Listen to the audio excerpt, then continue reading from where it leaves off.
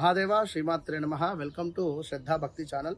2024 ఈ యొక్క ఎలక్షన్స్ విషయంలో సీఎం జగన్ గారి యొక్క జాతకాన్ని చూసుకున్నట్టయితే కాస్త వ్యతిరేకమైనటువంటి వాతావరణం అయితే ఘోషిస్తూ ఉన్నది. లాస్ట్ 5 సంవత్సరాలు తనకు ఉండేటువంటి బలము ఈ సంవత్సరంలో ద్వాదశ భావంలోకి గురువు రావడం చేత కొంచెం ఇబ్బందులు అయితే క్రియేట్ చేసుకునేటువంటి పరిస్థితి అయితే ఉంది. ఈ యొక్క గురువు మూలకంగా ఊహించని పెను మార్పులు ఈ యొక్క వైఎస్ఆర్ పార్టీకి ఊహించని పెనుమార్పులు జరిగేటువంటి పరిస్థితి ఉంది.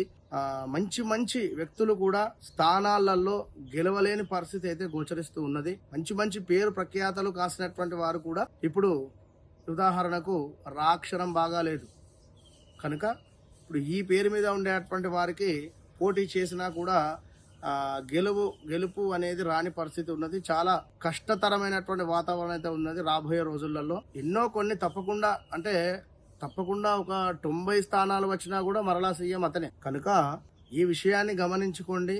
బలమైతే ఉన్నది కానీ వ్యతిరేక భావం అయితే ఉంది. ఇక్కడ వ్యతిరేక భావం ఎట్లా అంటే ప్రజలలో నుండి మైనస్ వాతావరణం అయితే ఒకటి క్రియేట్ అవ్వడం జరిగింది.